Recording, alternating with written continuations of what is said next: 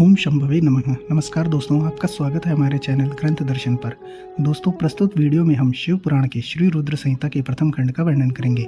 अनादि अनंत और सर्वव्यापी शिव, जिनकी महिमा का वर्णन स्वयं वेद भी पूर्ण रूप से नहीं कर पाए। आइए शिव पुराण की पावन कथा के माध्यम से उनके दिव्य रहस्यों को जानें, जो विश्व की उत्पत्ति, स्थिति और लय आदि के एकमात्र कारण है। गिरि राजकुमारी उमा के पति हैं, जिनकी कीर्ति का कहीं अंत नहीं है, जो माया का आश्रय होकर भी उससे दूर हैं तथा जिनका स्वरूप दुर्लभ है। मैं उन भगवान शंकर की वंदना करता हूँ। श्री रुद्र संहिता प्रथम खंड, पहला अध्याय। ऋषि गणों की वार्ता। ऋषि बोले, हे सूत जी, अब आप हमसे भगवान शिव व पार्वती के परम उत्तम व दिव्य स्वरूप का वर्णन कीजिए। सृष्टि की रचना से पूर्व, सृष्टि के मध्यकाल व अंतकाल में महेश्वर किस प्रकार व किस रूप में स्थित होते हैं, सभी लोगों का कल्याण करने वाले भगवान शिव कैसे प्रसन्न होते हैं तथा प्रसन्न होने पर अपने भक्तों को कौन कौन से उत्तम फल देते हैं। हमने सुना है कि भगवान शिव महान दयालु हैं, अपने भक्तों को कष्ट में नहीं देख सकते। ब्रह्मा, विष्णु और महेश तीनों देवता शिव जी के अंग से उत्पन्न हुए हैं। हम पर कृपा कर शिव जी के प्राकट्य, देवी उमा की उत्पत्ति, शिव उमा विवाह, ग्रस्त धर्म एवं शिव जी के अनंत चरित्रों को सुनाइए। सूत जी बोले, हे ऋषियों, आप लोगों के प्रश्न पतित पावनी श्री गंगा जी के समान हैं। यह सुनने वालों, कहने वालों और पूछने वालों, इन तीनों को पवित्र करने वाले हैं। आपकी इस कथा को सुनने की आंतरिक इच्छा है, इसलिए आप धन्यवाद के पात्र हैं। ब्राह्मणों, भगवान शंकर का रूप साधु, राजसी और तामसी तीनों प्रकृति के मनुष्यों को सदा आनंद प्रदान करने वाला है। वे मनुष्य जिनके मन में कोई तृष्णा नहीं है, ऐसे ऐसे महात्मा पुरुष भगवान शिव के गुणों का ज्ञान करते हैं, क्योंकि शिव की भक्ति मन और कानों को प्रिय लगने वाली और संपूर्ण मनोरथों को देने वाली है। हे ऋषियों, मैं आपके प्रश्नों के अनुसार ही शिव के चरित्रों का वर्णन करता हूँ। आप उसे आदर पूर्वक श्रवण करें। आपके प्रश्नों के अनुसार ही नारद जी ने अपने पिता ब्रह्मा जी से यही प्रश्न किया था। तब ब्रह्मा जी ने प्रसन्न होकर शिव चरित्र सुनाया था। उसी संवाद को मैं तुम्हें सुनाता हूँ, क्योंकि उस संवाद में भव सागर से मुक्त कराने वाले गौरीश की अनेकों आश्चर्यमय लीलाएं वर्णित हैं। दूसरा अध्याय, नारद जी की काम वासना। सूत जी बोले, हे ऋषियों, एक समय की बात है। ब्रह्मपुत्र नारद जी हिमालय पर्वत की एक गुफा में बहुत दिनों से तपस्या कर रहे थे। उन्होंने दृढ़तापूर्वक समाधि लगाई थी और तप करने लगे थे। उनके उग्र तप का समाचार पाकर देवराज इंद्र कांप उठे। उन्होंने सोचा कि नारद मुनि मेरे स्वर्गलोक के राज्य को छीनना चाहते हैं। ये ख्याल आते ही इंद्र ने उनकी तपस्या में विघ्न डालने की कोशिश की। उन्होंने कामदेव को बुलाया और कहने लगे, हे कामदेव, तुम मेरे परम मित्र एवं हितैषी हो। नारद हिमाचल पर्वत की गुफा में बैठकर तपस्या कर रहा है। कहीं ऐसा ना हो कि वह वरदान में ब्रह्मा जी से मेरा स्वर्ग का राज्य ही मांग बैठे। अतः तुम वहां जाकर उसका तप भंग कर दो। यह आज्ञा पाकर कामदेव वसंत को साथ ले बड़े गर्व से उस स्थान पर गए और अपनी सारी कलाएं रच डाली। कामदेव और वसंत के बहुत प्रयत्न करने पर भी नारद मुनि के मन में कोई विकार उत्पन्न नहीं हुआ। महादेव जी के अनुग्रह से उन दोनों का गर्व चूर्ण हो गया। ऐसा इसलिए हुआ क्योंकि महादेव जी की कृपा से नारद मुनि पर कामदेव का कोई प्रभाव नहीं पड़ा था। पहले उस आश्रम में भगवान शिव ने भी तपस्या की थी। उसी स्थान पर उन्होंने ऋषि मुनियों की तपस्या का नाश करने वाले कामदेव को भस्म कर डाला था। कामदेव को भस्म देखकर उनकी पत्नी रति ने बिलखते हुए भगवान शंकर से उन्हें जीवित करने की प्रार्थना की तथा सभी देवता भी शिवजी से प्रार्थना करने लगे। तो भगवान महादेव जी ने कहा था कि कुछ समय पश्चात कामदेव स्वयं जीवित हो जाएंगे, किंतु इस स्थान पर और इसके आसपास जहाँ तक भस्म दिखाई देती है, वहाँ तक की पृथ्वी पर कामदेव की माया और कामबाण का कोई प्रभाव नहीं पड़ेगा। इस प्रकार उस स्थान से कामदेव लज्जित होकर वापस लौट आया। देवराज इंद्र ने जब यह सुना कि नारद जी पर कामदेव का कोई प्रभाव नहीं पड़ा, तो उन्होंने नारद जी की खूब प्रशंसा की। भगवान शिव की माया के कारण वह भूल गए थे कि शिव जी के शाप के कारण उस स्थान पर कामदेव की माया नहीं चल सकती। नारद जी भगवान शिव की कृपा से बहुत समय तक तपस्या करते रहे। अपने तप को पूर्ण हुआ समझकर नारद जी उठे तो उन्हें कामदेव पर विजय प्राप्त करने का ध्यान आया। तब उन्हें मन ही मन इस बात का घमंड हुआ कि उन्होंने कामदेव पर विजय प्राप्त कर ली है। इस प्रकार विमान से उनका ज्ञान नष्ट हो गया। वह समझ नहीं सके कि कामदेव के पराजित होने में भगवान शंकर की ही माया थी। तब वे अपनी काम विजय की कथा सुनाने के लिए शीघ्र ही कैलाश पर्वत पर जा पहुंचे और भगवान शिव को नमस्कार करके अपनी तपस्या की सफलता का समाचार तथा कामदेव पर विजय प्राप्त करने का समाचार कह सुनाया। यह सुनकर महादेव जी ने नारद की प्रशंसा करते हुए कहा, हे नारद जी, आप परम धन्य हैं, परंतु मेरी एक बात याद रखना कि यह समाचार किसी अन्य देवता को मत सुनाना, विशेषकर भगवान विष्णु से तो इस बात को कदापि न कहना। यह वृत्तांत सबसे छिपा कर रखने योग्य है। तुम मेरे प्रिय हो, इसलिए मैं तुम्हें यह आज्ञा देता हूँ कि यह बात किसी के सामने प्रकट मत करना। परंतु वह तो शिव की माया से मोहित हो चुके थे, इसलिए उनकी दी शिक्षा को ध्यान में न रखते हुए वह ब्रह्मलोक चले गए। वहां ब्रह्मा जी को नमस्कार कर बोले, मैंने तपोबल से कामदेव को जीत लिया है। यह सुनकर ब्रह्मा जी ने भगवान शिव के चरणों का चिंतन करके सारा कारण जान लिया तथा अपने पुत्र नारद को यह सब किसी और से कहने के लिए मना कर दिया। नारद के मन में अभिमान के अंकुर उत्पन्न हो गए थे, जिसके फलस्वरूप उनकी बुद्धि नष्ट हो गई थी। वह तो तुरंत विष्णु लोक पहुंचकर भगवान विष्णु को यह सारा किस्सा सुनाना चाहते थे, अतः शीघ्र ही वह ब्रह्मलोक से चल दिए। नारद मुनि को आते देखकर भगवान विष्णु सिंहासन से उठ खड़े हुए। उन्होंने नारद को गले लगा लिया और आदर सहित आसन पर बैठाया। भगवान शिव के चरणों का स्मरण करके भगवान विष्णु ने नारद जी से पूछा, नारद जी, आप कहाँ से आ रहे हैं और इस लोक में आपका शुभागमन किस लिए हुआ है? यह सुनकर नारद जी ने अहंकार सहित अपने तप के पूर्ण होने एवं कामदेव पर विजय प्राप्त करने का समस्त हाल उन्हें कह सुनाया। भगवान विष्णु काम के विजय के असली कारणों को समझ चुके थे।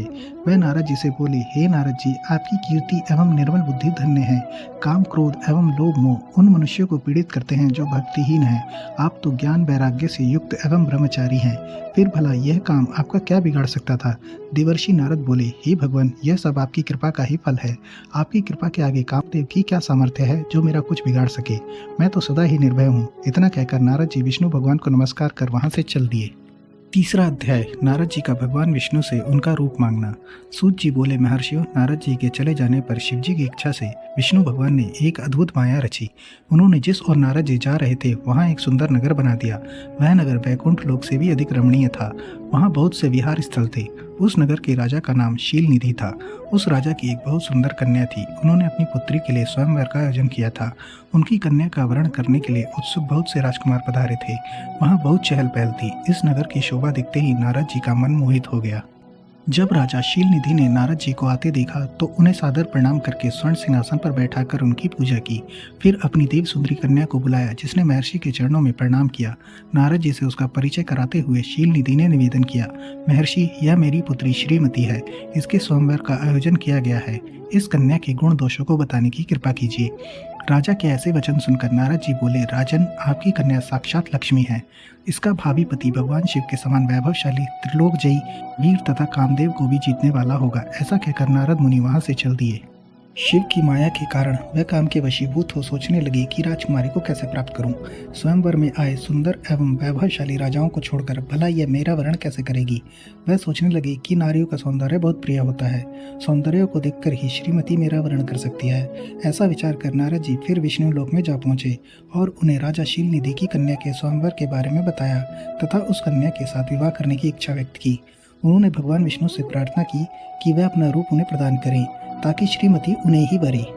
सूत जी कहते हैं, महर्षियों, नारद जी की ऐसी बात सुनकर भगवान मधुसूदन हंस पड़े और भगवान शंकर के प्रभाव का अनुभव करके उन्होंने इस प्रकार उत्तर दिया। भगवान विष्णु बोले, हे नारद, वहाँ आप अवश्य जाइए।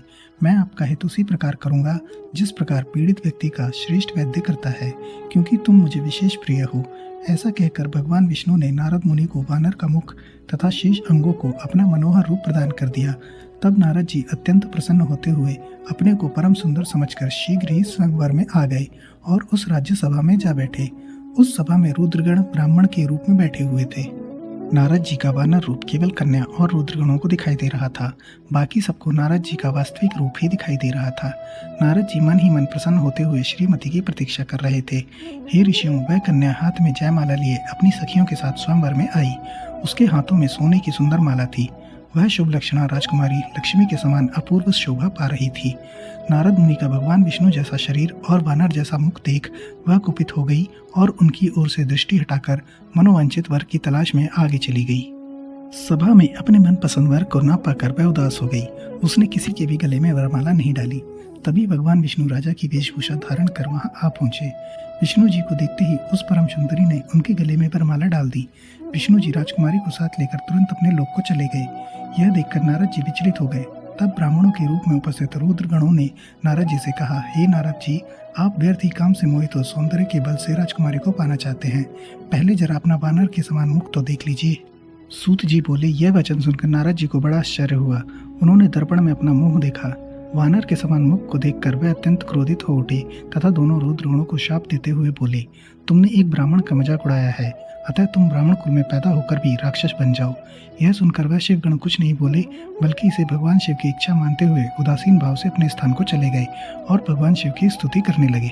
चौथा अध्याय। नारद जी का भगवान विष्णु को शाप देना। ऋषि बोले, हे सूत जी, रुद्र गणों के चले जाने पर नारद जी ने क्या किया और वह कहाँ गए, इस सब के बारे में भी हमें बताइए। सूत जी बोले, हे ऋषियों, माया से मोहित नारद जी उन दोनों शिव गणों को शाप देकर भी मोहवश कुछ जान न सके। तत्पश्चात क्रोधित होते हुए वह तालाब के पास पहुंचे और वहां जल में पुनः अपनी परछाई देखी तो उन्हें फिर वानर जैसी आकृति दिखाई दी। उसे देखकर नारद जी को और अधिक क्रोध चढ़ आया। वह सीधे विष्णु लोक की ओर चल दिए। वहां पहुंचकर भगवान विष्णु से वह बोले, हे हरि, तुम बड़े दुष्ट हो। अपने कपट से विश्व को मोहने वाले तुम दूसरों को सुखी होता नहीं देख सकते। तभी तो तुमने सागर मंथन के समय मोहिनी का रूप धारण कर दैत्यों से अमृत का कलश छीन लिया था और उन्हें अमृत की जगह मदिरा पिलाकर पागल बना दिया था। यदि उस समय भगवान शंकर दया करके विष को ना पीते तो तुम्हारा सारा कपट प्रकट हो जाता। तुम्हें कपट पूर्ण चालें अधिक प्रिय हैं। भगवान महादेव जी ने ब्राह्मणों को सर्वोपरि बताया है। आज तुम्हें मैं ऐसी सीख दूंगा जिससे तुम फिर कभी कहीं भी ऐसा कार्य नहीं कर सकोगे। अब तक तुम्हारा किसी शक्तिशाली मनुष्य से पाला नहीं पड़ा है, इसलिए तुम निडर बने हुए हो, परंतु अब तुम्हें तुम्हारी करनी का पूरा फल मिलेगा। माया मोहित नारद जी क्रोध से खिन्न थे। वह भगवान विष्णु को शाप देते हुए बोले, विष्णु, तुमने स्त्री के लिए मुझे व्याकुल किया है। तुम सभी को मोह में डालते हो। तुमने राजा का रूप धारण करके मुझे छला था, इसलिए मैं तुम्हें शाप देता हूँ कि तुम्हारे जिस रूप ने कपट पूर्वक मुझे छला है, तुम्हें वही रूप मिले। तुम राजा होगे और इसी तरह स्त्री का वियोग भोगोगे जिस तरह मैं भोग रहा हूँ। तुमने जिन वानरों के समान मेरी आकृति बना दी है, वही वानर तुम्हारी सहायता करेंगे। तुम दूसरों को स्त्री वियोग का दुख देते हो, इसलिए तुम्हें भी यह दुख भोगना पड़ेगा। तुम्हारी स्थिति अज्ञान से मोहित मनुष्य जैसी हो जाएगी। अज्ञान से मोहित नारद जी का शाप विष्णु भगवान ने स्वीकार कर लिया। तत्पश्चात उन्होंने महालीला करने वाली मोहिनी माया को समाप्त कर दिया। माया के जाते ही नारद जी का खोया हुआ ज्ञान लौट आया और उनकी बुद्धि पहले की तरह हो गई। उनकी सारी व्याकुलता चली गई तथा मन में आश्चर्य उत्पन्न हो गया। यह सब जानकर नारद जी बहुत पछताने लगे और अपने को धिक्कारते हुए भगवान विष्णु के चरणों में गिर पड़े और उनसे क्षमा मांगने लगे। नारद जी कहने लगे कि मैंने ज्ञानवश होकर और माया के कारण आपको जो शाप दिया है वह झूठा हो जाए।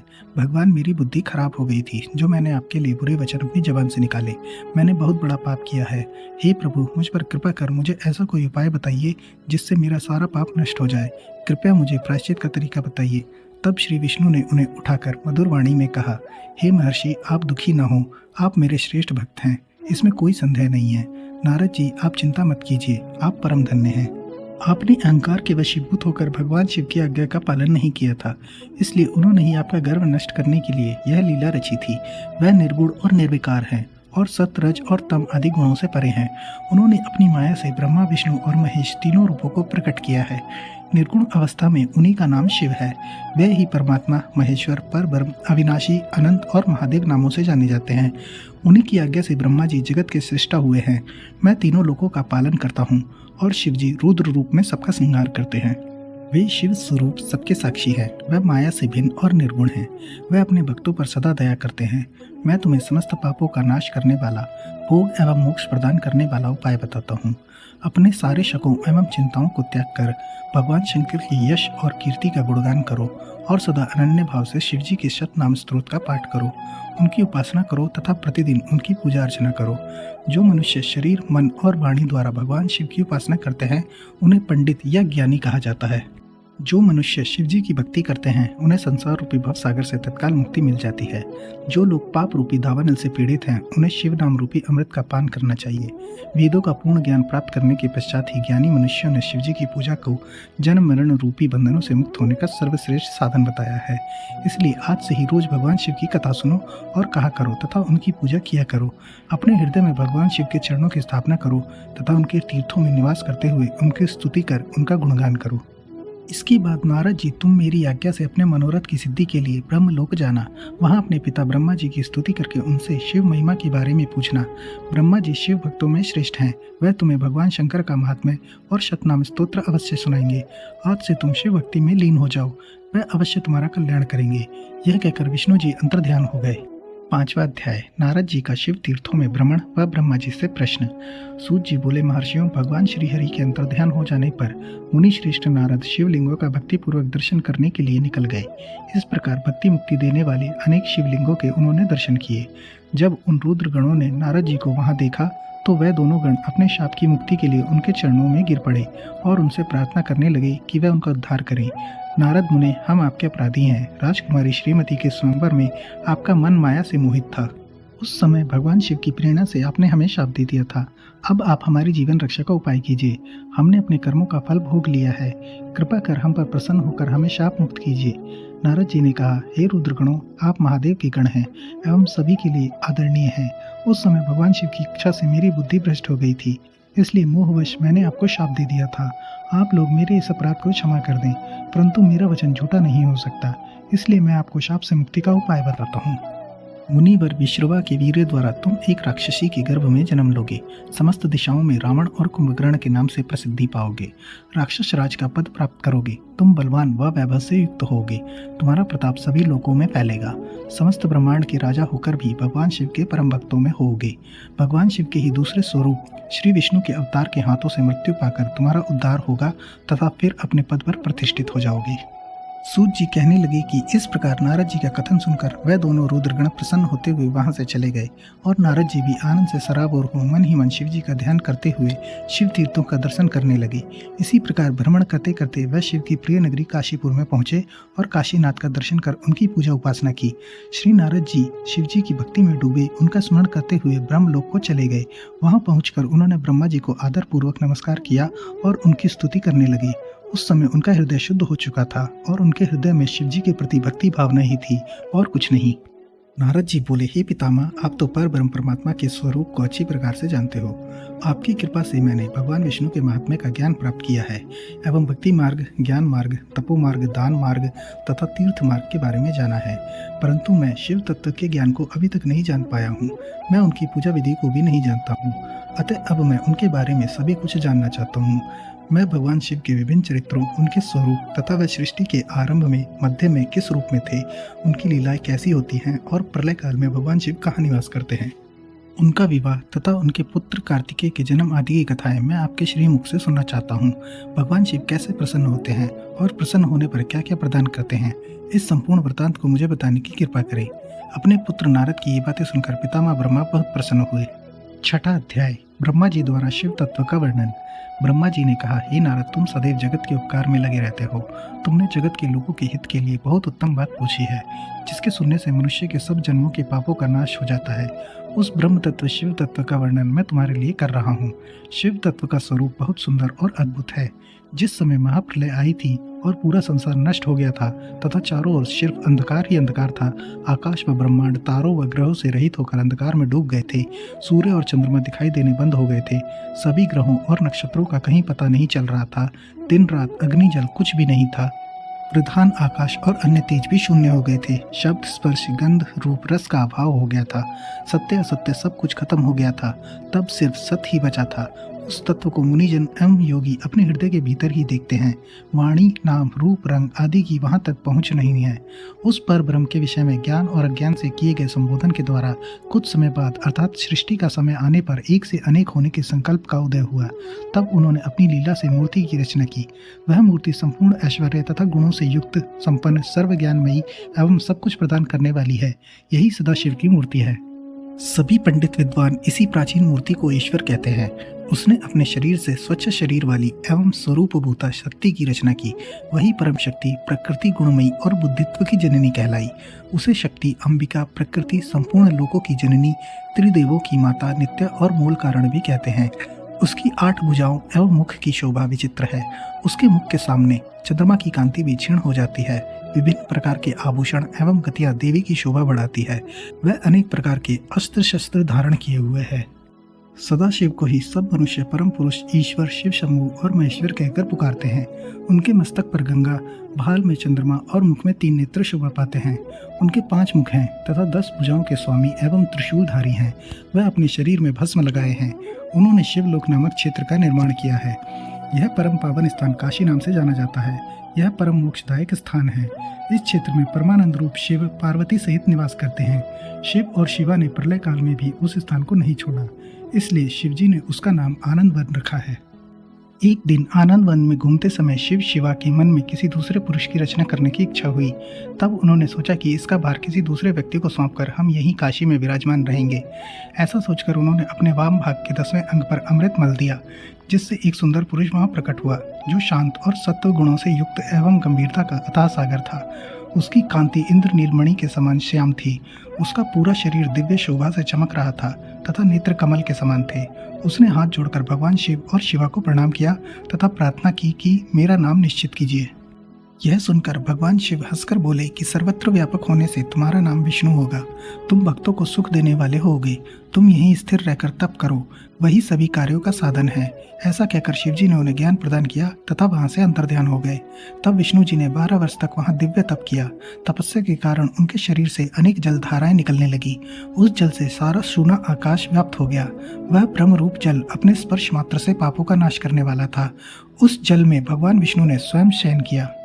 नार अर्थात जल में निवास करने के कारण ही वह नारायण कहलाए। तभी से उन महात्मा से सब तत्वों की उत्पत्ति हुई। पहले प्रकृति से महान और उससे 3 गुण उत्पन्न हुए तथा उनसे अहंकार उत्पन्न हुआ। उससे शब्द, स्पर्श, रूप, रस और गंध एवं 5 भूत प्रकट हुए। उनसे ज्ञानेंद्रियां और कर्मेंद्रियां बनी। उस समय एकाकार 24 तत्व प्रकृति से प्रकट हुए एवं उनको ग्रहण करके परम पुरुष नारायण भगवान शिवजी की इच्छा से जल में सो गए। 7वां अध्याय विवादग्रस्त ब्रह्मा विष्णु के मध्य अग्नि स्तंभ का प्रकट होना। ब्रह्मा जी कहते हैं, हे देवर्षि, जब नारायण जल में शयन करने लगे तब शिवजी की इच्छा से विष्णु जी की नाभि से एक बहुत बड़ा कमल प्रकट हुआ। उसमें असंख्य नाल दंड थे। वह पीले रंग का था और उसकी ऊंचाई भी कई योजन थी। कमल सुंदर, अद्भुत और संपूर्ण तत्वों से युक्त था। वह रमणीय और पुण्य दर्शनों के योग्य था। तत्पश्चात भगवान शिव ने मुझे अपने दाहिने अंग से उत्पन्न किया। उन महेश्वर ने अपनी माया से मोहित होकर नारायण देव के नाभि कमल में मुझे डाल दिया और लीला पूर्वक मुझे प्रकट किया। इस प्रकार उस कमल से पुत्र के रूप में मुझे जन्म मिला। मेरे 4 मुख लाल मस्तक पर त्रिपुंड धारण किए हुए थे। भगवान शिव की माया से मोहित होने के कारण मेरी ज्ञान शक्ति दुर्लभ हो गई थी और मुझे कमल के अतिरिक्त और कुछ भी दिखाई नहीं दे रहा था। मैं कौन हूँ, कहाँ से आया हूँ, मेरा कार्य क्या है, मैं किसका पुत्र हूँ, किसने मेरा निर्माण किया है, कुछ इसी प्रकार के प्रश्नों ने मुझे परेशानी में डाल दिया था। कुछ क्षण बाद मुझे बुद्धि प्राप्त हुई और मुझे लगा कि इसका पता लगाना बहुत सरल है। इस कमल का उद्गम स्थान इस जल में नीचे की ओर है और इसके नीचे मैं उस पुरुष को पा सकूंगा जिसने मुझे प्रकट किया है। यह सोचकर एक नाल को पकड़कर मैं 100 वर्षों तक नीचे की ओर उतरता रहा, परंतु फिर भी मैंने कमल की जड़ को नहीं पाया। इसलिए मैं पुनः ऊपर की ओर बढ़ने लगा। बहुत ऊपर जाने पर भी कमल कोश को नहीं पा सका। तब मैं और अधिक परेशान हो गया। उसी समय भगवान शिव की इच्छा से मंगलमयी आकाशवाणी प्रकट हुई। उस वाणी ने कहा, तपस्या करो। उस आकाशवाणी को सुनकर अपने पिता का दर्शन करने हेतु मैंने तपस्या करना आरंभ कर दिया और 12 वर्ष तक घोर तपस्या की। तब 4 भुजाधारी सुंदर नेत्रों से शोभित भगवान विष्णु प्रकट हुए। उन्होंने हाथों में शंख, चक्र, गदा और पद्म धारण कर रखे थे। उनका शरीर श्याम कांति से सुशोभित था। उनके मस्तक पर मुकुट विराजमान था तथा उन्होंने पीतांबर वस्त्र और बहुत से आभूषण धारण किए हुए थे। वह करोड़ों कामदेवों के समान मनोहर दिखाई दे रहे थे और सांवली व सुनहरी आभा से शोभित थे। उन्हें वहां देखकर मुझे बहुत हर्ष व आश्चर्य हुआ। भगवान शिव की लीला से हम दोनों में विवाद छिड़ गया कि हम में बड़ा कौन है। उसी समय हम दोनों के बीच में एक ज्योतिर्मय लिंग प्रकट हो गया। हमने उसका पता लगाने का निश्चय किया। मैंने ऊपर की ओर और विष्णु जी ने नीचे की ओर उस स्तंभ के आरंभ और अंत का पता लगाने के लिए चलना आरंभ किया, परंतु हम दोनों को उस स्तंभ का कोई ओर छोर नहीं मिला। थक कर हम दोनों अपने उसी स्थान पर आ गए। हम दोनों ही शिव जी की माया से मोहित थे। श्री हरि ने सभी ओर से परमेश्वर शिव को प्रणाम किया। ध्यान करने पर भी हमें कुछ ज्ञात न हो सका। तब मैंने और श्री हरि ने अपने मन को शुद्ध करते हुए अग्नि स्तंभ को प्रणाम किया। हम दोनों कहने लगे, महाप्रभु, हम आपके स्वरूप को नहीं जानते। आप जो भी हैं, हम आपको नमस्कार करते हैं। आप शीघ्र ही हमें अपने असली रूप में दर्शन दें। इस प्रकार हम दोनों अपने अहंकार को भूलकर भगवान शिव को नमस्कार करने लगे। ऐसा करते हुए 100 वर्ष बीत गए। 8वां अध्याय ब्रह्मा विष्णु को भगवान शिव के दर्शन। ब्रह्मा जी बोले, मुनि श्रेष्ठ नारद, हम दोनों देवता घमंड को भूलकर निरंतर भगवान शिव का स्मरण करने लगे। हमारे मन में ज्योतिर्लिंग के रूप में प्रकट परमेश्वर के वास्तविक रूप का दर्शन करने की इच्छा और प्रबल हो गई। शिव शंकर गरीबों के प्रतिपालक, अहंकारियों के गर्व को चूर करने वाले तथा सबके अविनाशी प्रभु हैं। वह हम पर दया करते हुए हमारी उपासना से प्रसन्न हो गए। उस समय वहाँ उन सुश्रेष्ठ से ओम नाद स्पष्ट रूप से सुनाई देता था। उस नाद के विषय में मैं और विष्णु जी दोनों यही सोच रहे थे, यह कहाँ से सुनाई पड़ रहा है। उन्होंने लिंग के दक्षिण भाग में सनातन आदिवर्ण आकार का दर्शन किया, उत्तर भाग में उकार का, मध्य भाग में मकार का और अंत में ओम नाद का साक्षात दर्शन एवं अनुभव किया। दक्षिण भाग में प्रकट हुए आकार का सूर्यमंडल के समान तेजोमय रूप देखकर जब उन्होंने उत्तर भाग में देखा तो वह अग्नि के समान दीप्तिशाली दिखाई दिया। तत्पश्चात ओम को देखा, जो सूर्य और चंद्रमंडल की भांति स्थित थे और जिनके शुरू एवं अंत का कुछ पता नहीं था, तथा सत्य, आनंद और अमृत स्वरूप पर ब्रह्म परायण ही दृष्टिगोचर हो रहा था। परंतु यह कहाँ से प्रकट हुआ है? इस अग्नि स्तंभ की उत्पत्ति कहाँ से हुई है? यह श्रीहरि सोचने लगे तथा इसकी परीक्षा लेने के संबंध में विचार करने लगे। तब श्रीहरि ने भगवान शिव का चिंतन करते हुए वेद और शब्द के आवेश से युक्त हो अनुपम अग्नि स्तंभ के नीचे जाने का निर्णय लिया। मैं और विष्णु जी विश्वात्मा शिव का चिंतन कर रहे थे, तभी वहाँ एक ऋषि प्रकट हुए। उन्हीं ऋषि के द्वारा परमेश्वर विष्णु ने जाना कि इस शब्द ब्रह्ममय शरीर वाले परम लिंग के रूप में साक्षात पर ब्रह्म स्वरूप महादेव जी प्रकट हुए हैं। यह चिंता रहित रुद्र हैं। पर ब्रह्म परमात्मा शिव का वाचक प्रणव ही है। वह एक सत्य परम कारण, आनंद, अकृत, परात्पर और पर ब्रह्म है। प्रणव के पहले अक्षरकार से जगत के बीजभूत अर्थात ब्रह्मा जी का बोध होता है। दूसरे अक्षर उकार से सभी के कारण श्री हरि विष्णु का बोध होता है। तीसरा अक्षर मकार से भगवान शिव का ज्ञान होता है। अकार सृष्टिकर्ता, उकार मुंह में डालने वाला और मकार नित्य अनुग्रह करने वाला है। मकार अर्थात भगवान शिव बीजी अर्थात बीज के स्वामी हैं, तो अकार अर्थात ब्रह्मा जी बीज हैं। उकार अर्थात विष्णु जी योनि हैं। महेश्वर बीजी बीज और योनि हैं। इन सभी को नाद कहा गया है। बीजी अपने बीज को अनेक रूपों में विभक्त करते हैं। बीजी भगवान शिव के लिंग से उकार रूप योनि में स्थापित होकर चारों तरफ ऊपर की ओर बढ़ने लगा। वह दिव्य अंड कई वर्षों तक जल में रहा। हजारों वर्ष के बाद भगवान शिव ने इस अंड को दो भागों में विभक्त कर दिया। तब इसके दो भागों में से पहला स्वर्णमय कपाल ऊपर की ओर स्थित हो गया, जिससे स्वर्गलोक उत्पन्न हुआ, तथा कपाल के नीचे के भाग से 5 तत्वों वाली पृथ्वी प्रकट हुई। उस अंड से चतुर्मुख ब्रह्मा उत्पन्न हुए, जो समस्त लोकों के सृष्टा हैं। भगवान महेश्वर ही अ, उ व म त्रिविध रूपों में वर्णित हैं। इसलिए ज्योतिर्लिंग स्वरूप सदाशिव को ओम कहा गया है। इसकी सिद्धि यजुर्वेद में भी होती है। देवेश्वर शिव को जानकर विष्णु जी ने शक्ति संभूत मंत्रों द्वारा उत्तम एवं महान अभ्युदय से शोभित भगवान शिव की स्तुति करना शुरू कर दी। इसी समय मैंने और विश्वपालक भगवान विष्णु ने एक अद्भुत व सुंदर रूप देखा, जिसके 5 मुख, 10 भुजा, कपूर के समान गौर वर्ण, परम कांति में अनेक आभूषणों से विभूषित, महान, उदार, महावीर्यवान और महापुरुषों के लक्षणों से युक्त था, और जिसके दर्शन पाकर मैं और विष्णु जी धन्य हो गए। तब परमेश्वर महादेव भगवान प्रसन्न होकर अपने दिव्यमय रूप में स्थित हो गए। आकार उनका मस्तक और आकार ललाट है। इकार दाहिना और ईकार बायां नेत्र है। उकार दाहिना और ऊकार बायां कान है। ऋकार दायां और बायां गाल है। लिर लिरिन उनकी नाक के छिद्र हैं। एकार और एकार उनके दोनों होंठ हैं। ओकार और औकार उनकी दोनों दंत पंक्तियां हैं। अंग और अह देवादि शिव के तालु हैं। क आदि 5 अक्षर उनके दाहिने 5 हाथ हैं, और च आदि बाएं 5 हाथ हैं। त और ट से शुरू 5 अक्षर उनके पैर हैं। पकार पेट है। फकार दाहिना और बकार बायां पार्श्व भाग है। भकार कंधा, मकार हृदय है। अकार नाभि है। य से स तक के 7 अक्षर 7 धातुएं हैं, जिनसे भगवान शिव का शरीर बना है। इस प्रकार भगवान महादेव व भगवती उमा के दर्शन कर हम दोनों कृतार्थ हो गए। हमने उनके चरणों में प्रणाम किया। तब हमें 5 कलाओं से युक्त ओमकार जनित मंत्र का साक्षात्कार हुआ। तत्पश्चात महादेव जी ओम तत्वमसि महावाक्य दृष्टिगोचर हुआ, जो परम उत्तम मंत्र रूप है। इसके बाद धर्म और अर्थ का साधक बुद्धि स्वरूप 24 अक्षरीय गायत्री मंत्र प्रकट हुआ, जो पुरुषार्थ रूपी फल देने वाला है। तत्पश्चात मृत्युंजय मंत्र, फिर पंचाक्षर मंत्र तथा दक्षिणामूर्ति व चिंतामणि का साक्षात्कार हुआ। इन 5 मंत्रों को विष्णु भगवान ने ग्रहण कर जपना आरंभ किया। ईशु के मुकुटमणि ईशान हैं, जो पुरातत्व पुरुष हैं, हृदय को प्रिय लगने वाले, जिनके चरण सुंदर हैं, जो सांप को आभूषण के रूप में धारण करते हैं, जिनके पैर व नेत्र सभी ओर हैं, जो मुझ ब्रह्मा के अधिपति, कल्याणकारी तथा सृष्टि पालन एवं संहार करने वाले हैं। उन वरदायक शिव की मेरे साथ भगवान विष्णु ने प्रिय वचनों द्वारा संतुष्ट चित्त से स्तुति की। 9वां अध्याय। देवी उमा एवं भगवान शिव का प्राकट्य एवं उपदेश देना। ब्रह्मा जी बोले, नारद, भगवान विष्णु द्वारा की गई अपनी स्तुति सुनकर कल्याणमय शिव बहुत प्रसन्न हुए और देवी उमा सहित वहां प्रकट हो गए। भगवान शिव के 5 मुख थे और हर मुख में 3-3 नेत्र थे। मस्तक में चंद्रमा, सिर पर जटा तथा संपूर्ण अंगों में विभूति लगा रखी थी।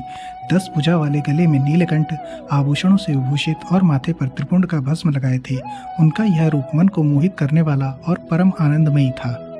महादेव जी के साथ भगवती उमा ने भी हमें दर्शन दिए। उनको देखकर मैंने और विष्णु जी ने पुनः उनकी स्तुति करनी शुरू कर दी।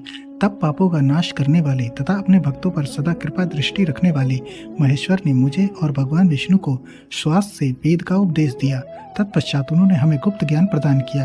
वेद का ज्ञान प्राप्त कर कृतार्थ हुए विष्णु जी और मैंने भगवान शिव और देवी के सामने अपने दोनों हाथ जोड़कर नमस्कार किया तथा प्रार्थना की। विष्णु जी ने पूछा, हे देव, आप किस प्रकार प्रसन्न होते हैं तथा किस प्रकार आपकी पूजा और ध्यान करना चाहिए? कृपा कर हमें इसके बारे में बताएं तथा सदुपदेश देकर धन्य करें। ब्रह्मा जी कहते हैं, नारद, इस प्रकार श्री हरि की यह बात सुनकर अत्यंत प्रसन्न हुए कृपा निधान शिव ने प्रीतिपूर्वक यह बात की। श्री शिव बोले, मैं तुम दोनों की भक्ति से बहुत प्रसन्न हूँ। मेरे इसी रूप का पूजन व चिंतन करना चाहिए।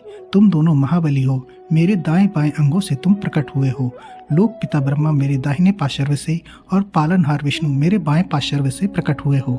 मैं तुम पर भली भांति प्रसन्न हूँ और तुम्हें मनोवांछित फल देता हूँ। तुम दोनों की भक्ति सुदृढ़ हो। मेरी आज्ञा का पालन करते हुए ब्रह्मा जी आप जगत की रचना करें तथा भक्त विष्णु जी आप इस जगत का पालन करें। भगवान विष्णु बोले, प्रभु, यदि आपके हृदय में हमारी भक्ति से प्रीति उत्पन्न हुई है और आप हम पर प्रसन्न होकर हमें वर देना चाहते हैं, तो हम यही वर मांगते हैं कि हमारे हृदय में सदैव आपकी अनन्य एवं अविचल भक्ति बनी रहे। ब्रह्मा जी बोले, नारद, विष्णु जी की यह बात सुनकर भगवान शंकर प्रसन्न हुए। तब हम दोनों ने हाथ जोड़कर उन्हें प्रणाम किया। शिवजी कहते हैं, मैं सृष्टि, पालन और संहार का करता हूँ। मेरा स्वरूप सगुण और निर्गुण है। मैं ही सच्चिदानंद निर्विकार पर ब्रह्म और परमात्मा हूँ। सृष्टि की रचना, रक्षा और प्रलय रूप गुणों के कारण मैं ही ब्रह्मा, विष्णु और रुद्र नाम धारण कर तीनों रूपों में विभक्त हुआ हूँ। मैं भक्त वत्सल हूँ और भक्तों की प्रार्थना को सदैव पूरी करता हूँ। मेरे इसी अंश से रुद्र की उत्पत्ति होगी। पूजा की विधि विधान की दृष्टि से हम में कोई अंतर नहीं होगा। विष्णु, ब्रह्मा और रुद्र तीनों एक रूप होंगे। इनमें भेद नहीं है। इनमें जो भेद मानेगा वह घोर नरक को भोगेगा। मेरा शिव रूप सनातन है तथा सभी का मूलभूत रूप है। यह सत्य ज्ञान एवं अनंत ब्रह्म है। ऐसा जानकर मेरे यथार्थ स्वरूप का दर्शन करना चाहिए। मैं स्वयं ब्रह्मा जी के भ्रकुटी से प्रकट होऊंगा। ब्रह्मा जी, आप सृष्टि के निर्माता बनो। श्री हरि विष्णु इसका पालन करें तथा मेरे अंश से प्रकट होने वाले रुद्र प्रलय करने वाले हैं। उमा नाम से विख्यात परमेश्वरी प्रकृति देवी हैं। इन्हीं की शक्ति भूता वाग देवी सरस्वती ब्रह्मा जी की अर्धांगिनी होंगी और दूसरी देवी जो प्रकृति देवी से उत्पन्न होंगी लक्ष्मी रूप में विष्णु जी की शोभा बढ़ाएंगी तथा काली नाम से जो तीसरी शक्ति उत्पन्न होगी वह मेरे अंशभूत रुद्रदेव को प्राप्त होंगी। कार्य सिद्धि के लिए वह ज्योति रूप में प्रकट होंगी। उनका कार्य सृष्टि, पालन और संहार का संपादन है। मैं ही सृष्टि, पालन और संहार करने वाले रज आदि तीन गुणों द्वारा ब्रह्मा, विष्णु और रुद्र नाम से प्रसिद्ध हो तीन रूपों में प्रकट होता हूँ। तीनों लोकों का पालन करने वाले श्री हरि अपने भीतर तमोगुण और बाहर सत्वगुण धारण करते हैं। त्रिलोक का संहार करने वाले रुद्रदेव भीतर सत्वगुण और बाहर तमोगुण धारण करते हैं तथा त्रिभुवन की सृष्टि करने वाले ब्रह्मा जी बाहर और भीतर से रजोगुणी हैं। इस प्रकार ब्रह्मा, विष्णु तथा रुद्र तीनों देवताओं में गुण हैं तो शिव गुणातीत माने जाते हैं। हे विष्णु, तुम मेरी आज्ञा से सृष्टि का प्रसन्नता पूर्वक पालन करो। ऐसा करने से तुम तीनों लोकों में पूजनीय होगे। 10वां अध्याय, श्री हरि को सृष्टि की रक्षा का भार एवं त्रिदेव को आयुर्बल देना। परमेश्वर शिव बोले, हे उत्तम व्रत का पालन करने वाले विष्णु, तुम सर्वदा सब लोकों में पूजनीय और मान्य होगे। ब्रह्मा जी के द्वारा रचे लोक में कोई दुख या संकट होने पर दुखों और संकटों का नाश करने के लिए तुम सदा तत्पर रहना। तुम अनेकों अवतार ग्रहण कर जीवों का कल्याण कर अपनी कीर्ति का विस्तार करोगे। मैं तुम्हारे कार्यों में तुम्हारी सहायता करूंगा और तुम्हारे शत्रुओं का नाश करूंगा। तुम में और रुद्र में कोई अंतर नहीं है। तुम एक दूसरे के पूरक हो। जो मनुष्य रुद्र का भक्त होकर तुम्हारी निंदा करेगा उसका पुण्य नष्ट हो जाएगा और उसे नरक भोगना पड़ेगा। मनुष्यों को तुम भोग और मोक्ष प्रदान करने वाले और उनके परम पूज्य देव होकर उनका निग्रह, अनुग्रह आदि करोगी। ऐसा कहकर भगवान शिव ने मेरा हाथ विष्णु जी के हाथ में देकर कहा, तुम संकट के समय सदा इनकी सहायता करना तथा सभी को भोग और मोक्ष प्रदान करना तथा सभी मनुष्यों की कामनाओं को पूरा करना। तुम्हारी शरण में आने वाले मनुष्य को मेरा आश्रय भी मिलेगा तथा हम में भेद करने वाला मनुष्य नरक में जाएगा। ब्रह्मा जी कहते हैं, देवर्षि नारद, भगवान शिव का यह वचन सुनकर मैंने और भगवान विष्णु ने महादेव जी को प्रणाम कर धीरे से कहा, हे करुणानिधि भगवान शंकर, मैं आपकी आज्ञा मानकर सब कार्य करूंगा। मेरा जो भक्त आपकी निंदा करे उसे आप नरक प्रदान करें। आपका भक्त मुझे अत्यंत प्रिय है। महादेव जी बोले, अब ब्रह्मा, विष्णु और रुद्र के आयुर्बल को सुनो। 4000 युग का ब्रह्मा का एक दिन होता है और 4000 युग की एक रात होती है। 30 दिन का एक महीना और 12 महीनों का एक वर्ष होता है। इस प्रकार के वर्ष प्रमाण से ब्रह्मा की 100 वर्ष की आयु होती है और ब्रह्मा का एक वर्ष विष्णु का एक दिन होता है। वह भी इसी प्रकार से 100 वर्ष जिएंगे तथा विष्णु का एक वर्ष रुद्र के एक दिन के बराबर होता है और वह भी इसी क्रम से 100 वर्ष तक स्थित रहेंगे। तब शिव के मुख से एक ऐसा श्वास प्रकट होता है जिसमें उनके 21,600 दिन और रात होते हैं। उनके 6 बार सांस अंदर लेने और छोड़ने को 1 पल और 8 घड़ी और 60 घड़ी का एक दिन होता है। उनके सांसों की कोई संख्या नहीं है, इसलिए वह अक्षय हैं। अतः तुम मेरी आज्ञा से सृष्टि का निर्माण करो। उनके वचनों को सुनकर विष्णु जी ने उन्हें प्रणाम करते हुए कहा कि आपकी आज्ञा मेरे लिए शिरोधार्य है। यह सुनकर भगवान शिव ने उन्हें आशीर्वाद दिया और अंतर्ध्यान हो गए। उसी समय से लिंग पूजा आरंभ हो गई। 11वां अध्याय, शिव पूजन की विधि तथा फल प्राप्ति। ऋषि बोले, हे सूत जी, अब आप हम पर कृपा कर हमें ब्रह्मा जी व नारद के संवादों के अनुसार शिव पूजन की विधि बताइए, जिससे भगवान शिव प्रसन्न होते हैं। ब्राह्मण, क्षत्रिय, वैश्य और शूद्र आदि चारों वर्णों को शिव पूजन किस प्रकार करना चाहिए? आपने व्यास जी के मुख से जो सुना हो कृपया हमें भी बताइए। महर्षियों के वचन सुनकर सूत जी ने ऋषियों द्वारा पूछे गए प्रश्नों का उत्तर देते हुए कहना आरंभ किया। सूत जी बोले, हे मुनीश्वर, जैसा आपने पूछा है वह बड़े रहस्य की बात है। मैंने इसे जैसा सुना है उसे मैं अपनी बुद्धि के अनुसार आपको सुना रहा हूँ। पूर्व काल में व्यास जी ने सनत कुमार जी से यही प्रश्न किया था। फिर उपमन्यु जी ने भी इसे सुना था और इसे भगवान श्री कृष्ण को सुनाया था। वही सब मैं अब ब्रह्मा नारद संवाद के रूप में आपको बता रहा हूँ। ब्रह्मा जी ने कहा, भगवान शिव की भक्ति सुखमय, निर्मल एवं सनातन रूप है तथा समस्त मनोवांछित फलों को देने वाली है। यह दरिद्रता, रोग, दुख तथा शत्रु द्वारा दी गई पीड़ा का नाश करने वाली है। जब तक मनुष्य भगवान शिव का पूजन नहीं करता और उनकी शरण में नहीं जाता, तब तक ही उसे दरिद्रता, दुख, रोग और शत्रुजनित पीड़ा ये चारों प्रकार के पाप दुखी करते हैं। भगवान शिव की पूजा करते ही ये दुख समाप्त हो जाते हैं और अक्षय सुखों की प्राप्ति होती है। वह सभी भोगों को प्राप्त कर अंत में मोक्ष प्राप्त करता है। शिव जी का पूजन करने वालों को धन, संतान और सुख की प्राप्ति होती है। ब्राह्मण, क्षत्रिय, वैश्य और शूद्रों को सभी कामनाओं तथा प्रयोजनों की सिद्धि के लिए विधि अनुसार पूजा उपासना करनी चाहिए। ब्रह्म मुहूर्त में उठकर गुरु तथा शिव का स्मरण करके तीर्थों का चिंतन एवं भगवान विष्णु का ध्यान करें। फिर मेरा स्मरण चिंतन करके स्तोत्र पाठ पूर्वक शंकर जी का विधि पूर्वक नाम लें। तत्पश्चात उठकर शौच क्रिया करने के लिए दक्षिण दिशा में जाएं तथा मल मूत्र त्याग करें। ब्राह्मण गुदा की शुद्धि के लिए उसमें 5 बार शुद्ध मिट्टी का लेप करें और धोएं। क्षत्रिय 4 बार, वैश्य 3 बार और शूद्र 2 बार यही क्रम करें। तत्पश्चात बाएं हाथ में 10 बार और दोनों हाथों में 7 बार मिट्टी लगाकर धोएं। प्रत्येक पैर में 3-3 बार मिट्टी लगाएं। स्त्रियों को भी इसी प्रकार क्रम करते हुए शुद्ध मिट्टी से हाथ पैर धोने चाहिए।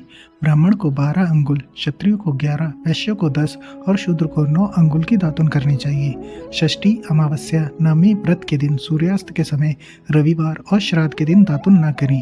दातुन के पश्चात जलाशय में जाकर स्नान करें तथा विशेष देश काल आने पर मंत्रोच्चार पूर्वक स्नान करें। फिर एकांत स्थान पर बैठकर विधि पूर्वक संध्या करें तथा इसके उपरांत विधि विधान से शिव पूजन का कार्य आरंभ करें। तदुपरांत मन को सुस्थिर करके पूजा गृह में प्रवेश करें तथा आसन पर बैठें। सर्वप्रथम गणेश जी का पूजन करें, उसके उपरांत शिव जी की स्थापना करें। 3 बार आचमन कर 3 प्राणायाम करते समय त्रिनेत्रधारी शिव का ध्यान करें। महादेव जी के 5 मुख, 10 भुजाएं और जिनकी स्फटिक के समान उज्जवल कांति है, सब प्रकार के आभूषण उनके श्री अंगों को विभूषित करते हैं तथा वह बागंबर बांधे हुए हैं। फिर प्रणव मंत्र अर्थात ओमकार से शिव जी की पूजा आरंभ करें। पाद्य, अर्घ्य और आचमन के लिए पात्रों को तैयार करें। 9 कलश स्थापित करें तथा उन्हें कुशाओं से ढक कर रखें। कुशाओं से जल लेकर ही सबका प्रक्षालन करें। तत्पश्चात सभी कलशों में शीतल जल डालें। खस और चंदन को पाद्य पात्र में रखें। चमेली के फूल, शीतल चीनी, कपूर, बड़ की जड़ तथा तमाल को चूर्ण बना लें और आचमनीय के पात्र में डालें। इलायची और चंदन को तो सभी पात्रों में डालें। देवादिदेव महादेव जी के सामने नंदीश्वर का पूजन करें। गंध, धूप तथा दीपों द्वारा भगवान शिव की आराधना आरंभ करें। सद्योजातम प्रपद्यामी मंत्र से शिव जी का आवाहन करें। ओम वामदेवाय नमः मंत्र द्वारा भगवान महेश्वर को आसन पर स्थापित करें। फिर ईशानः सर्व विद्या नाम मंत्र से आराध्य देव का पूजन करें। पाद्य और आचमनीय अर्पित कर अर्घ्य दें। तत्पश्चात गंध और चंदन मिले हुए जल से भगवान शिव को विधि पूर्वक स्नान कराएं। तत्पश्चात पंचामृत से भगवान शिव को स्नान कराएं। पंचामृत के पांचों तत्वों दूध, दही, शहद, गन्ने का रस तथा घी से नहलाकर महादेव जी के प्रणव मंत्र को बोलते हुए उनका अभिषेक करें। जल पात्रों में शुद्ध व शीतल जल लें। सर्वप्रथम महादेव जी के लिंग पर कुश, अपामार्ग, कपूर, चमेली, चंपा, गुलाब, सफेद कनेर, बेला, कमल और उत्पल पुष्पों एवं चंदन को चढ़ाकर पूजा करें। उन पर अनवरत जल की धारा गिरने की भी व्यवस्था करें। जल से भरे पात्रों से महेश्वर को नहलाएं। मंत्रों से भी पूजा करनी चाहिए। ऐसी पूजा समस्त अभिष्ट फलों को देने वाली है। पावमान मंत्र, रुद्र मंत्र, नील रुद्र मंत्र, पुरुष सूक्त, श्री सूक्त, अथर्व शीर्ष मंत्र, शांति मंत्र, भारुंड मंत्र, स्तंत्र साम, मृत्युंजय मंत्र एवं पंचाक्षर मंत्रों से पूजन करें। शिवलिंग पर 1 सहस्त्र या 100 जल धाराएं गिराने की व्यवस्था करें।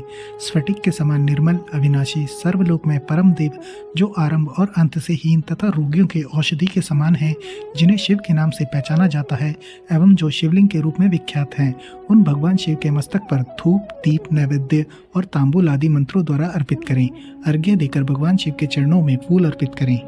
फिर महेश्वर को प्रणाम कर आत्मा से शिव जी की आराधना करें और प्रार्थना करते समय हाथ में फूल लें। भगवान शिव से क्षमा याचना करते हुए कहे, हे कल्याणकारी शिव, मैंने अनजाने में अथवा जानबूझकर जो जप तप पूजा आदि सत्कर्म किए हों, आपकी कृपा से वह सफल हों। हर्षित मन से शिव जी को फूल अर्पित करें। स्वस्ति वाचन कर अनेक आशीर्वाद ग्रहण करें। भगवान शिव से प्रार्थना करें कि प्रत्येक जन्म में मेरी शिव में भक्ति हो तथा शिव ही मेरे शरणदाता हों। इस प्रकार परम भक्ति से उनका पूजन करें। फिर सपरिवार भगवान को नमस्कार करें। जो मनुष्य भक्ति पूर्वक प्रतिदिन भगवान शिव की पूजा करता है, उसे सब सिद्धियां प्राप्त होती हैं। उसे मनोवांछित फलों की प्राप्ति होती है। उसके सभी रोग, दुख, दर्द और कष्ट समाप्त हो जाते हैं। भगवान शिव की कृपा से उपासक का कल्याण होता है। भगवान शंकर की पूजा से मनुष्य में सद्गुणों की वृद्धि होती है। यह सब जानकर नारद अत्यंत प्रसन्न होते हुए अपने पिता ब्रह्मा जी को धन्यवाद देते हुए बोले कि आपने मुझ पर कृपा कर मुझे शिव पूजन की अमृत विधि बताई है। शिव भक्ति समस्त भोग और मोक्ष प्रदान करने वाली है। 12वां अध्याय, देवताओं को उपदेश देना। नारद जी बोले, ब्रह्मा जी, आप धन्य हैं क्योंकि आपने अपनी बुद्धि को शिव चरणों में लगा रखा है। कृपा कर इस आनंदमय विषय का वर्णन सविस्तार पुनः कीजिए। ब्रह्मा जी ने कहा, हे नारद, एक समय की बात है, मैंने सब ओर से देवताओं और ऋषियों को बुलाया और क्षीर सागर के तट पर भगवान विष्णु की स्तुति कर उन्हें प्रसन्न किया। भगवान विष्णु प्रसन्न होकर बोले, हे ब्रह्मा जी एवं अन्य देवगणों, आप यहाँ क्यों पधारे हैं? आपके मन में क्या इच्छा है? आप अपनी समस्या बताइए। यह सुनकर ब्रह्मा जी बोले, हे भगवान, दुखों को दूर करने के लिए किस देवता की सेवा करनी चाहिए? तब भगवान विष्णु ने उनके प्रश्न का उत्तर देते हुए कहा, हे ब्रह्मन, भगवान शिव शंकर ही सब दुखों को दूर करने वाले हैं। सुख की कामना करने वाले मनुष्य को उनकी भक्ति में सदैव लगे रहना चाहिए। उन्हीं में मन लगाए और उन्हीं का चिंतन करे। जो मनुष्य शिव भक्ति में लीन रहता है, जिसके मन में वह विराजमान है, वह मनुष्य कभी दुखी नहीं हो सकता। पूर्व जन्म में किए गए पुण्यों एवं शिव भक्ति से ही पुरुषों को सुंदर भवन, आभूषणों से विभूषित स्त्रियां, मन का संतोष, धन संपदा, स्वस्थ शरीर, पुत्र पौत्र, अलौकिक प्रतिष्ठा, स्वर्ग के सुख एवं मोक्ष प्राप्त होता है। जो स्त्री या पुरुष प्रतिदिन भक्ति पूर्वक शिवलिंग की पूजा करता है, उसको हर जगह सफलता प्राप्त होती है। वह पापों के बंधन से छूट जाता है। ब्रह्मा जी एवं अन्य गणों ने भगवान विष्णु के उपदेश को ध्यान पूर्वक सुना। भगवान विष्णु को प्रणाम कर कामनाओं की पूर्ति हेतु उन्होंने शिवलिंग की प्रार्थना की। तब श्री विष्णु ने विश्वकर्मा को बुलाकर कहा, हे मुने, तुम मेरी आज्ञा से देवताओं के लिए शिवलिंगों का निर्माण करो। तब विश्वकर्मा ने मेरी और श्री हरि की आज्ञा को मानते हुए देवताओं के लिए उनके अनुसार लिंगों का निर्माण कर उन्हें प्रदान किया। मुनि श्रेष्ठ नारद, सभी देवताओं को प्राप्त शिवलिंगों के विषय में सुनो। सभी देवता अपने द्वारा प्राप्त लिंग की पूजा उपासना करते हैं। पद्म परागमणि का लिंग इंद्र को, सोने का कुबेर को, पुखराज का धर्मराज को, श्याम वर्ण का वरुण को, इंद्रनील मणि का विष्णु को और ब्रह्मा जी हेमलय लिंग को प्राप्त कर उसका भक्ति पूर्वक पूजन करते हैं। इसी प्रकार विश्वदेव चांदी के लिंग की और वसुगण पीतल के बने लिंग की भक्ति करते हैं। पीतल का अश्विनी कुमारों को, स्फटिक का लक्ष्मी को, तांबे का आदित्यों को और मोती का लिंग चंद्रमा को प्रदान किया गया है। ब्रज लिंग ब्राह्मणों के लिए व मिट्टी का लिंग ब्राह्मणों की स्त्रियों के लिए है। मायासुर चंदन द्वारा बने लिंग का और नागों द्वारा मूंगे के बने शिवलिंग का आदर पूर्वक पूजन किया जाता है। देवी मक्खन के बने लिंग की अर्चना करती हैं। योगी जन भस्ममय लिंग की, यक्षगण दधि से निर्मित लिंग की, छाया देवी आटे के लिंग और ब्रह्म पत्नी रत्नमय शिवलिंग की पूजा करती हैं। बाणासुर पार्थिव लिंग की पूजा करता है। भगवान विष्णु ने देवताओं को उनके हित के लिए शिवलिंग के साथ पूजन विधि भी बताई। देवताओं के वचनों को सुनकर मेरे हृदय में हर्ष की अनुभूति हुई। मैंने लोगों का कल्याण करने वाली शिव पूजा की उत्तम विधि बताई। यह शिव भक्ति समस्त अभीष्ट फलों को प्रदान करने वाली है। इस प्रकार लिंगों के विषय में बताकर ब्रह्मा जी ने शिवलिंग व शिव भक्ति की महिमा का वर्णन किया। शिव पूजन भोग और मोक्ष प्रदान करता है। मनुष्य जन्म उच्च कुल में प्राप्त करना अत्यंत दुर्लभ है, इसलिए मनुष्य रूप में जन्म लेकर मनुष्य को शिव भक्ति में लीन रहना चाहिए। शास्त्रों द्वारा बताए गए मार्ग का अनुसरण करते हुए, जाति के नियमों का पालन करते हुए कर्म करें। संपत्ति के अनुसार दान आदि दें। जप तप यज्ञ और ध्यान करें। ध्यान के द्वारा ही परमात्मा का साक्षात्कार होता है। भगवान शंकर अपने भक्तों के लिए सदा उपलब्ध रहते हैं। जब तक ज्ञान की प्राप्ति न हो तब तक कर्मों से ही आराधना करें। इस संसार में जो जो वस्तु सत असत रूप में दिखती है अथवा सुनाई देती है वह पर ब्रह्म शिव रूप ही है। तत्व ज्ञान न होने तक देव की मूर्ति का पूजन करें। अपनी जाति के लिए अपनाए गए कर्म का प्रयत्न पूर्वक पालन करें। आराध्य देव का पूजन श्रद्धा पूर्वक करें, क्योंकि पूजन और दान से ही हमारी सभी विघ्न व बाधाएं दूर होती हैं। जिस प्रकार मैले कपड़े पर रंग अच्छे से नहीं चढ़ता, परंतु साफ कपड़े पर अच्छी तरह से रंग चढ़ता है, उसी प्रकार देवताओं की पूजा अर्चना से मनुष्य का शरीर पूर्णतः निर्मल हो जाता है। उस पर ज्ञान का रंग चढ़ता है और वह भेदभाव आदि बंधनों से छूट जाता है। बंधनों से छूटने पर उसके सभी दुख दर्द समाप्त हो जाते हैं और मोह माया से मुक्त मनुष्य शिव पद प्राप्त कर लेता है। मनुष्य जब तक गृहस्थ आश्रम में रहे तब तक सभी देवताओं में श्रेष्ठ भगवान शंकर की मूर्ति का प्रेम पूर्वक पूजन करे। भगवान शंकर ही सभी देवों के मूल हैं। उनकी पूजा से बढ़कर कुछ भी नहीं है। जिस प्रकार वृक्ष की जड़ में पानी से सींचने पर जड़ एवं शाखाएं सभी तृप्त हो जाती हैं, उसी प्रकार भगवान शिव की भक्ति है। अतः मनोवांछित फलों की प्राप्ति के लिए शिव जी की पूजा करनी चाहिए। अभीष्ट फलों की प्राप्ति तथा सिद्धि के लिए समस्त प्राणियों को सदैव लोक कल्याणकारी भगवान शिव का पूजन करना चाहिए। 13वां अध्याय शिव पूजन की श्रेष्ठ विधि। ब्रह्मा जी कहते हैं, हे नारद, अब मैं शिव पूजन की सर्वोत्तम विधि बताता हूँ। यह विधि समस्त सुखों को प्रदान करने वाली है। उपासक ब्रह्म मुहूर्त में उठकर जगदम्बा पार्वती और भगवान शिव का स्मरण करे। दोनों हाथ जोड़कर उनके सामने सिर झुकाकर भक्ति पूर्वक प्रार्थना करे। हे देवेश उठिए, हे त्रिलोकीनाथ उठिए, मेरे हृदय में निवास करने वाले उठिए और पूरे ब्रह्मांड का मंगल करिए। हे प्रभु, मैं धर्म अधर्म को नहीं जानता हूँ, आपकी प्रेरणा से ही मैं कार्य करता हूँ। फिर गुरु चरणों का ध्यान करते हुए कमरे से निकलकर शौच आदि से निवृत्त हों। मिट्टी और जल से देह को शुद्ध करें। दोनों हाथों और पैरों को धोकर दातुन करें तथा 16 बार जल की अंजलियों से मुंह को धोएं। यह कार्य सूर्योदय से पूर्व ही करें। हे देवताओं और ऋषियों, षष्ठी, प्रतिपदा, अमावस्या, नवमी और रविवार के दिन दातुन न करें। नदी अथवा घर में समय से स्नान करें। मनुष्य को देश और काल के विरुद्ध स्नान नहीं करना चाहिए। रविवार, श्राद्ध, संक्रांति, ग्रहण, महादान और उपवास वाले दिन गर्म जल में स्नान करें। क्रम से वारों को देखकर ही तेल लगाएं। जो मनुष्य नियम पूर्वक रोज तेल लगाता है उसके लिए तेल लगाना किसी भी दिन दूषित नहीं है। सरसों के तेल को ग्रहण के दिन प्रयोग में न लाएं। इसके उपरांत स्नान पूर्व या उत्तर की ओर मुख करके करें। स्नान के उपरांत स्वच्छ अर्थात धुले हुए वस्त्र धारण करें। दूसरों के पहने हुए अथवा रात में सोते समय पहने वस्त्रों को बिना धुले धारण न करें। स्नान के बाद पितरों एवं देवताओं को प्रसन्न करने हेतु तर्पण करें। उसके बाद धुले हुए वस्त्र धारण करें और आचमन करें। पूजा हेतु स्थान को गोबर आदि से लीप कर शुद्ध करें। वहाँ लकड़ी के आसन की व्यवस्था करें। ऐसा आसन अभिष्ट फल देने वाला होता है।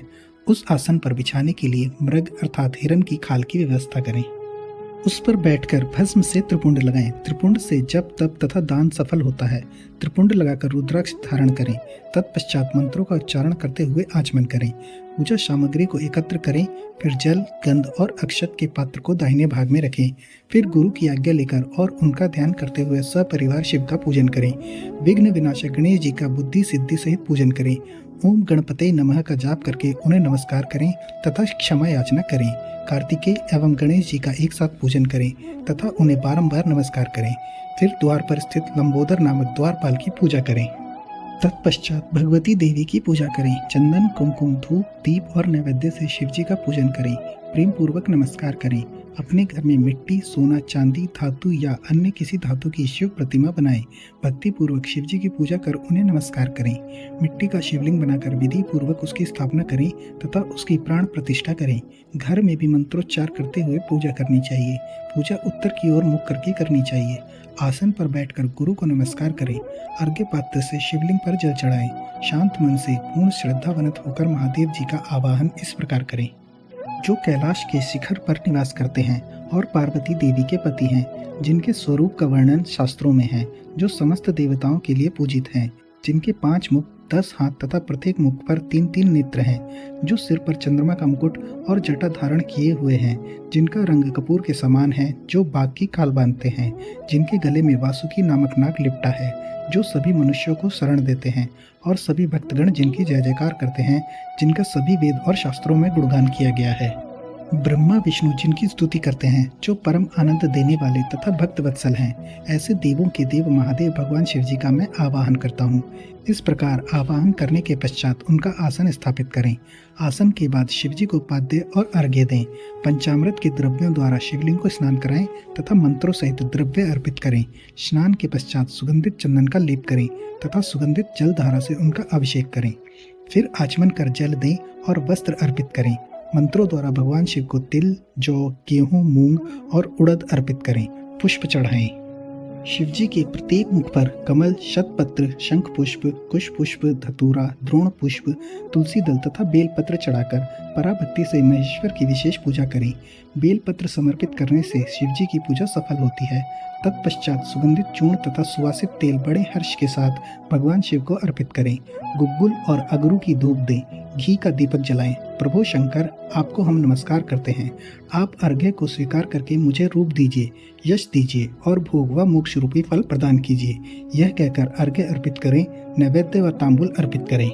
5 व्यक्ति की आरती करें। 4 बार पैरों में, 2 बार नाभि के सामने, 1 बार मुख के सामने तथा संपूर्ण शरीर में 7 बार आरती दिखाएं। तत्पश्चात शिव जी की परिक्रमा करें। हे प्रभु शिव शंकर, मैंने अज्ञान से अथवा जानबूझकर जो पूजन किया है वह आपकी कृपा से सफल हो। हे भगवान, मेरे प्राण आप में लगे हुए हैं। मेरा मन सदा आपका ही चिंतन करता है। हे गौरीनाथ, भूतनाथ, आप मुझ पर प्रसन्न होइए। प्रभु, जिनके पैर लड़खड़ाते हैं उनका आप ही एकमात्र सहारा हैं। जिन्होंने कोई भी अपराध किया है उनके लिए आप ही शरणदाता हैं। यह प्रार्थना करके पुष्पांजलि अर्पित करें तथा पुनः भगवान शिव को नमस्कार करें। देवेश्वर प्रभु, अब आप परिवार सहित अपने स्थान को पधारें तथा जब पूजा का समय हो तब पुनः यहाँ पधारें। इस प्रकार भगवान शंकर की प्रार्थना करते हुए उनका विसर्जन करें और उस जल को अपने हृदय में लगाकर मस्तक पर लगाएं। हे महर्षियों, इस प्रकार मैंने आपको शिव पूजन की सर्वोत्तम विधि बता दी है, जो भोग और मोक्ष प्रदान करने वाली है। ऋषिगण बोले, हे ब्रह्मा जी, आप सर्वश्रेष्ठ हैं। आपने हम पर कृपा कर शिव पूजन की सर्वोत्तम विधि का वर्णन हमसे किया, जिसे सुनकर हम सब कृतार्थ हो गए। 14वां अध्याय, पुष्पों द्वारा शिव पूजा का महात्म्य। ऋषियों ने पूछा, हे महाभाग, अब आप यह बताइए कि भगवान शिव जी की किन किन फूलों से पूजा करनी चाहिए। विभिन्न फूलों से पूजा करने पर क्या क्या फल प्राप्त होते हैं। सूत जी बोले, हे ऋषियों, यही प्रश्न नारद जी ने ब्रह्मा जी से किया था। ब्रह्मा जी ने उन्हें पुष्पों द्वारा शिव जी की पूजा के महात्म्य को बताया। ब्रह्मा जी ने कहा, नारद, लक्ष्मी अर्थात धन की कामना करने वाले मनुष्य को कमल के फूल, बेलपत्र, शतपत्र और शंख पुष्प से भगवान शिव का पूजन करना चाहिए। 1 लाख पुष्पों द्वारा भगवान शिव की पूजा होने पर सभी पापों का नाश हो जाता है और लक्ष्मी की प्राप्ति होती है। 1 लाख फूलों से शिव जी की पूजा करने से मनुष्य को संपूर्ण अभिष्ट फलों की प्राप्ति होती है। जिसके मन में कोई कामना ना हो वह उपासक इस पूजन से शिव स्वरूप हो जाता है। मृत्युंजय मंत्र के 5 लाख जाप पूरे होने पर महादेव के स्वरूप के दर्शन हो जाते हैं। 1 लाख जाप से शरीर की शुद्धि होती है। दूसरे लाख के जाप से पहले जन्म की बातें याद आ जाती हैं। तीसरे लाख जाप के पूर्ण होने पर इच्छा की सभी वस्तुओं की प्राप्ति हो जाती है। चौथे लाख जाप पूर्ण होने पर भगवान शिव सपनों में दर्शन देते हैं। 5वां लाख जाप पूरा होने पर वह प्रत्यक्ष दर्शन देते हैं। मृत्युंजय मंत्र के 10 लाख जाप करने से संपूर्ण फलों की सिद्धि होती है। मोक्ष की कामना करने वाले मनुष्य को 1 लाख दर्भों से शिव पूजन करना चाहिए। आयु वृद्धि की इच्छा करने वाले मनुष्य को 1 लाख दुर्वाओं द्वारा पूजन करना चाहिए। पुत्र प्राप्ति की इच्छा रखने वाले मनुष्य को 1 लाख धतूरे के फूलों से पूजा करनी चाहिए। पूजन में लाल डंठल वाले धतूरे को शुभदायक माना जाता है। यश प्राप्ति के लिए 1 लाख अगस्त्य के फूलों से पूजा करनी चाहिए। तुलसी दल द्वारा शिव जी की पूजा करने से भोग और मोक्ष की प्राप्ति होती है। अड़हुल के 1 लाख फूलों से पूजा करने पर शत्रुओं की मृत्यु होती है।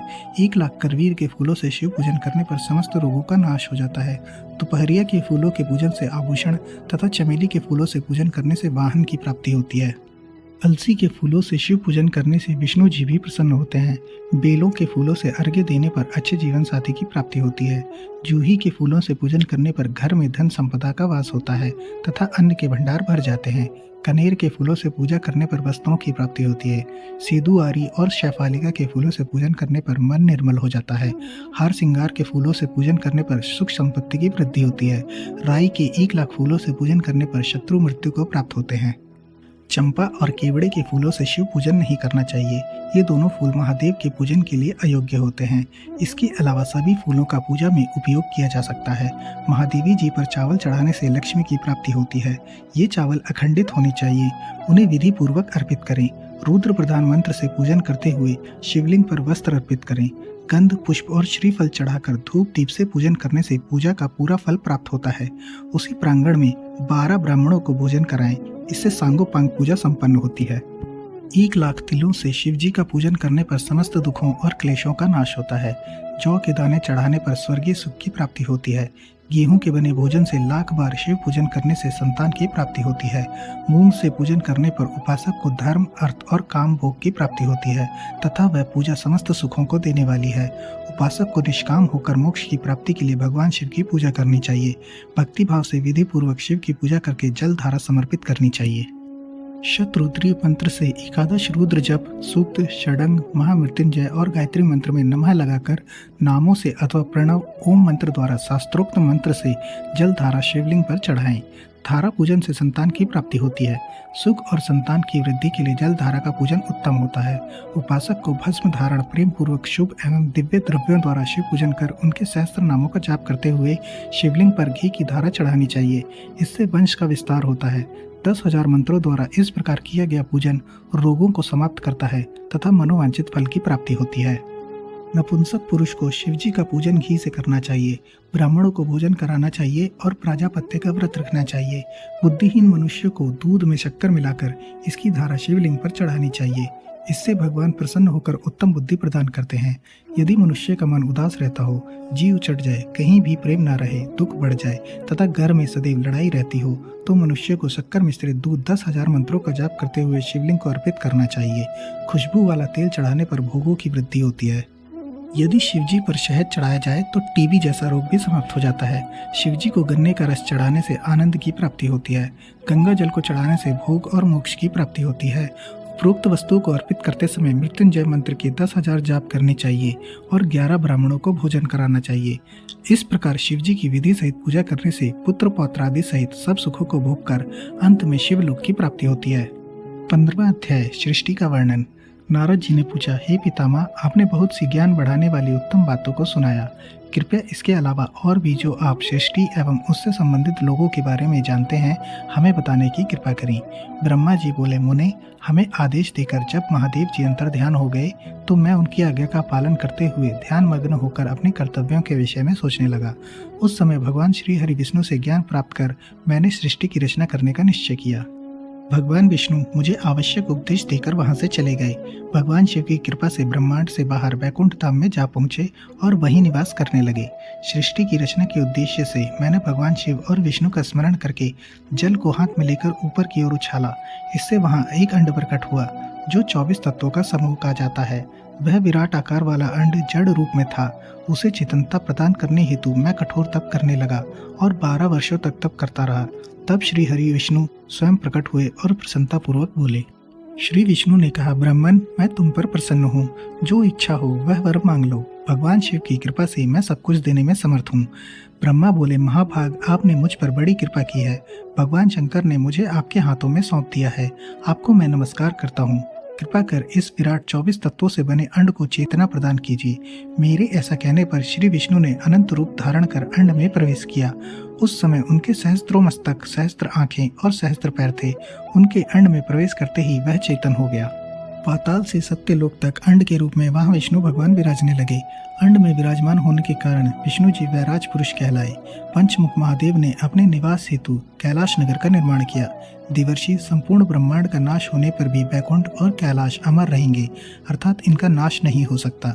महादेव की आज्ञा से ही मुझ में सृष्टि की रचना करने की इच्छा उत्पन्न हुई है। अनजाने में ही मुझसे तमोगुणी सृष्टि की उत्पत्ति हुई, जिसे अविद्या पंचक कहते हैं। इसके पश्चात भगवान शिव की आज्ञा से स्थावर संज्ञक वृक्ष, जिसे पहला सर्ग कहते हैं, का निर्माण हुआ, परंतु पुरुषार्थ का साधक नहीं था। अतः दूसरा सर्ग त्रियक स्त्रोता प्रकट हुआ। यह दुखों से भरा हुआ था। तब ब्रह्मा जी द्वारा उदर्भ स्त्रोता नामक तीसरे सर्ग की रचना की गई। यह सात्विक सर्ग देव सर्ग के नाम से प्रसिद्ध हुआ। यह सर्ग सत्यवादी तथा परम सुखदायक है। इसकी रचना के उपरांत मैंने पुनः शिव चिंतन आरंभ कर दिया। तब एक रजोगुणी सृष्टि का आरंभ हुआ, जो अर्वाक स्त्रोता नाम से विख्यात हुआ। इसके बाद मैंने 5 विकृत सृष्टि और 3 प्राकृत सर्गों को जन्म दिया। पहला महतत्व, दूसरा भूतों और तीसरा वैकारिक सर्ग है। इसके अलावा 5 विकृत सर्ग हैं। दोनों को मिलाकर कुल 8 सर्ग होते हैं। नवा कौमार सर्ग है, जिससे सनत सनंदन कुमारों की रचना हुई है। सनत आदि मेरे 4 मानस पुत्र हैं, जो ब्रह्मा के समान हैं। वे महान व्रत का पालन करने वाले हैं। वे संसार से विमुख एवं ज्ञानी हैं। उनका मन शिव चिंतन में लगा रहता है। मुनि नारद मेरी आज्ञा पाकर भी उन्होंने सृष्टि के कार्य में मन नहीं लगाया। इससे मुझ में क्रोध प्रवेश कर गया। तब भगवान विष्णु ने मुझे समझाया और भगवान शिव की तपस्या करने के लिए कहा। मेरी घोर तपस्या से मेरी भौहों और नाक के मध्य भाग से महेश्वर की 3 मूर्तियां प्रकट हुई, जो पूर्णांश, सर्वेश्वर एवं दया सागर थीं, और भगवान शिव का अर्धनारीश्वर रूप प्रकट हुआ। जन्म मरण से रहित परम तेजस्वी सर्वज्ञ नीलकंठ साक्षात उमा वल्लभ भगवान महादेव के साक्षात दर्शन कर मैं धन्य हो गया। मैंने भक्ति भाव से उन्हें प्रणाम किया और उन्हें प्रसन्न करने के लिए उनकी स्तुति करने लगा।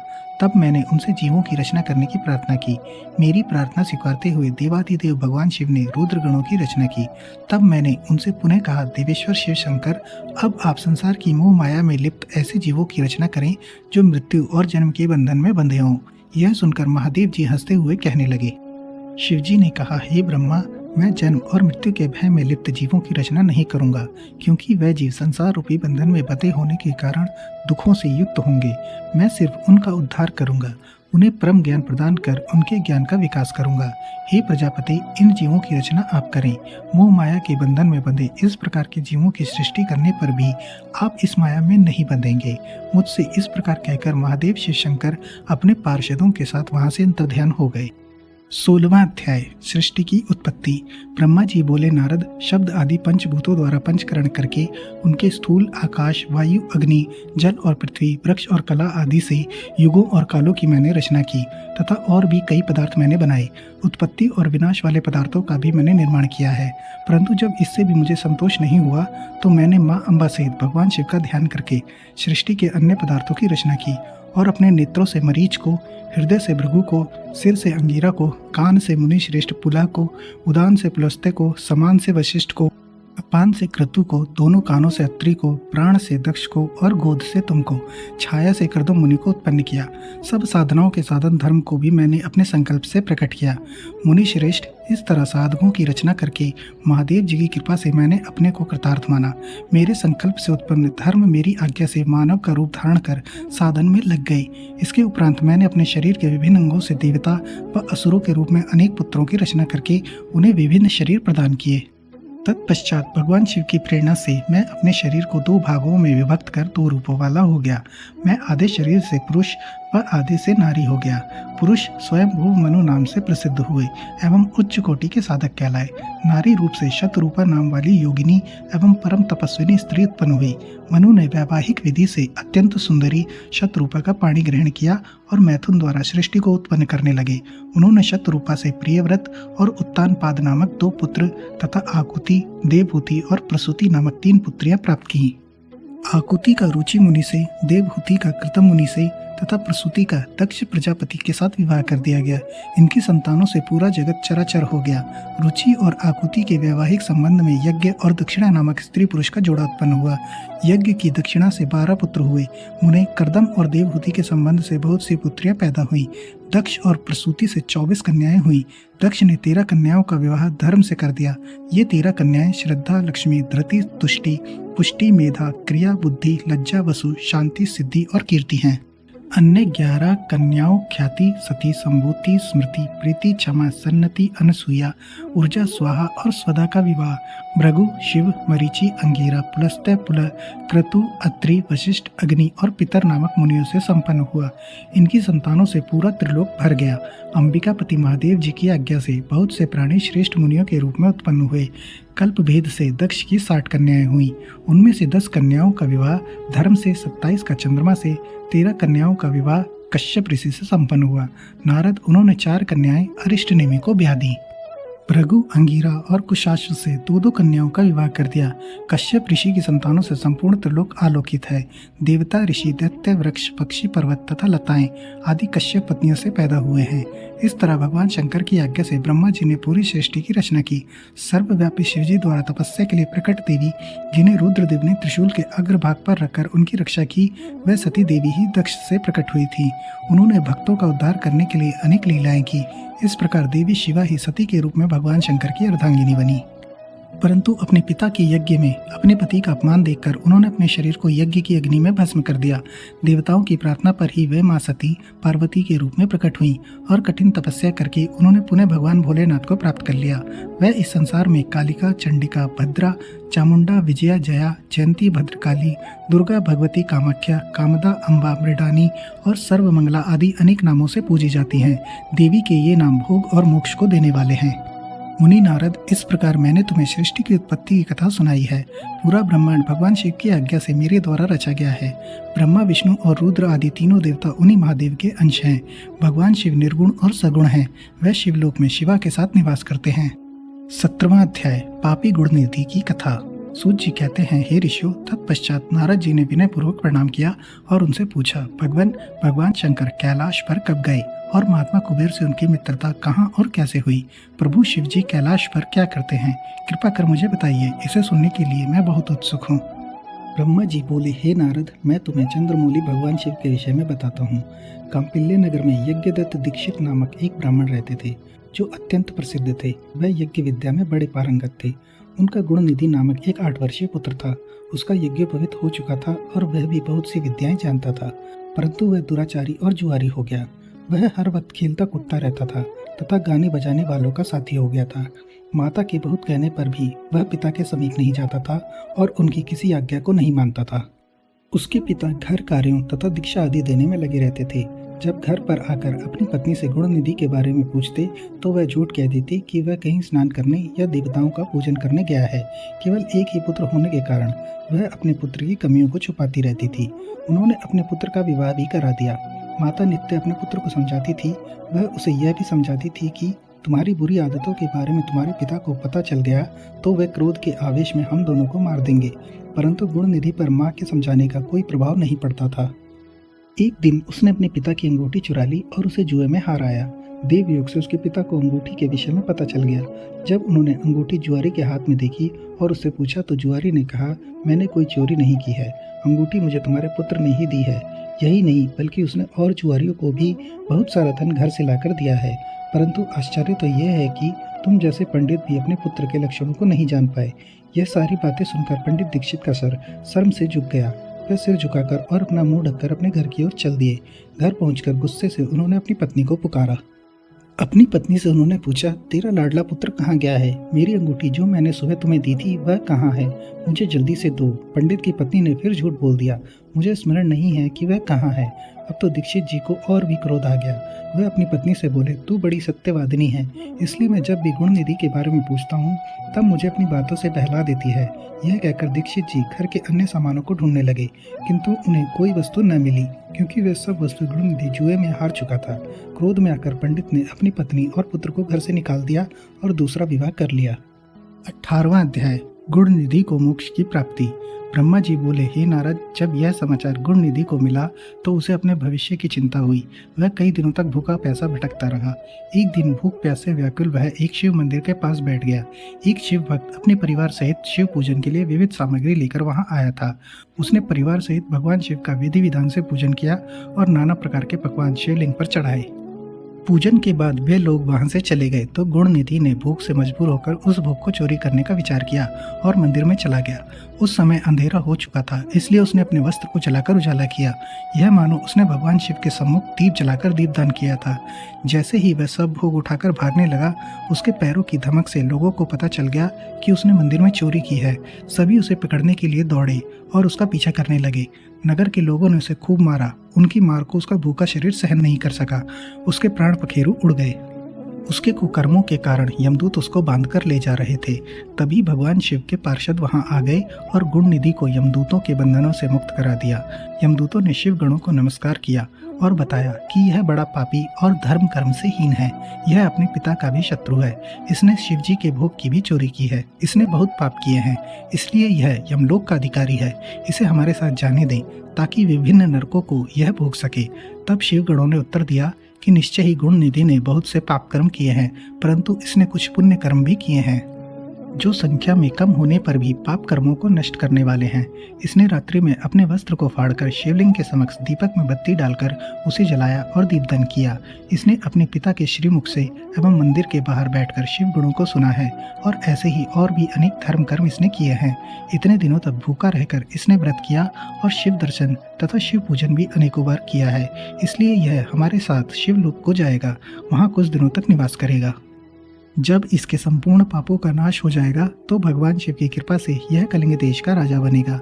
अतः यमदूतों, तुम अपने लोक को लौट जाओ। यह सुनकर यमदूत यमलोक को चले गए। उन्होंने यमराज को इस विषय में सूचना दे दी और यमराज ने इसको प्रसन्नता पूर्वक स्वीकार कर लिया। तत्पश्चात गुण निधि नामक ब्राह्मण को लेकर शिवगण शिवलोक को चल दिए। कैलाश पर भगवान शिव और देवी उमा विराजमान थे। उसे उनके सामने लाया गया। गुण निधि ने भगवान शिव उमा की चरण वंदना की और उनकी स्तुति की। उसने महादेव से अपने किए कर्मों के बारे में क्षमा याचना की। भगवान ने उसे क्षमा प्रदान कर दी। वहां शिवलोक में कुछ दिन निवास करने के बाद गुण निधि कलिंग देश के राजा अरिंदम के पुत्र दम के रूप में विख्यात हुआ।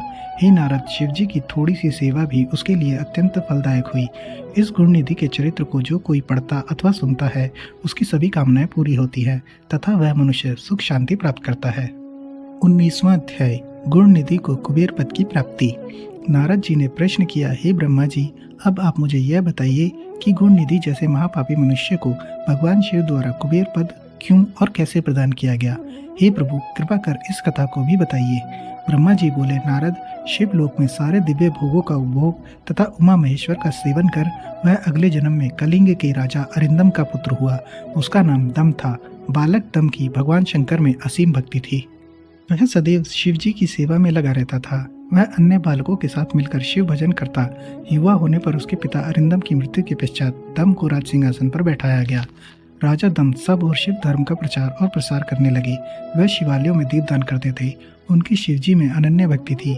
उन्होंने अपने राज्य में रहने वाले सभी ग्रामाध्यक्षों को यह आज्ञा दी थी कि शिव मंदिर में दीपदान करना सबके लिए अनिवार्य है। अपने गांव के आसपास जितने शिवालय हैं, वहां सदा दीप जलाना चाहिए। राजा दम ने आजीवन शिव धर्म का पालन किया। इस तरह वह बड़े धर्मात्मा कहलाए। उन्होंने शिवालयों में बहुत से दीप जलवाए। इसके फलस्वरूप वह दीपों की प्रभा के आश्रय हो मृत्यु उपरांत अलकापुरी के स्वामी बने। ब्रह्मा जी बोले, हे नारद, भगवान शिव का पूजन व उपासना महान फल देती है। दीक्षित के पुत्र गुण निधि ने, जो पूर्ण अधर्मी था, भगवान शिव की कृपा पाकर दिक्पाल का पद पा लिया था। अब मैं तुम्हें उसकी भगवान शिव के साथ मित्रता के विषय में बताता हूँ। नारद, बहुत पहले की बात है। मेरे मानस पुत्र पुलस्त्य से विश्रवा का जन्म हुआ और विश्रवा के पुत्र कुबेर हुए। उन्होंने पूर्व काल में बहुत कठोर तप किया। उन्होंने विश्वकर्मा द्वारा रचित अलकापुरी का उपभोग किया। मेघवाहन कल्प के आरंभ होने पर वह कुबेर के रूप में घोर तप करने लगे। वह भगवान शिव द्वारा प्रकाशित काशीपुरी में गए और अपने मन के रत्नमय दीपों से 11 रुद्रों को उद्बोधित कर वह तन्मयता से शिवजी के ध्यान में मग्न होकर निश्चल भाव से उनकी उपासना करने लगे। वहां उन्होंने शिवलिंग की प्रतिष्ठा की। उत्तम पुष्पों द्वारा शिवलिंग का पूजन किया। कुबेर पूरे मन से तप में लगे थे। उनके पूरे शरीर में केवल हड्डियों का ढांचा और चमड़ी ही बची थी। इस प्रकार उन्होंने 10,000 वर्षों तक तपस्या की। तत्पश्चात भगवान शिव अपनी दिव्य शक्ति उमा के भव्य रूप के साथ कुबेर के पास गए। अलकापति कुबेर मन को एकाग्र कर शिवलिंग के सामने तपस्या में लीन थे। भगवान शिव ने कहा, अलकापति, मैं तुम्हारी भक्ति और तपस्या से प्रसन्न हूँ। तुम मुझसे अपनी इच्छा अनुसार वर मांग सकते हो। यह सुनकर जैसे ही कुबेर ने आंखें खोली तो उन्हें अपने सामने भगवान नीलकंठ खड़े दिखाई दिए। उनका तेज सूर्य के समान था। उनके मस्तक पर चंद्रमा अपनी चांदनी बिखेर रहा था। उनके तेज से कुबेर की आंखें चौंधिया गई। तत्काल उन्होंने अपनी आंखें बंद कर ली।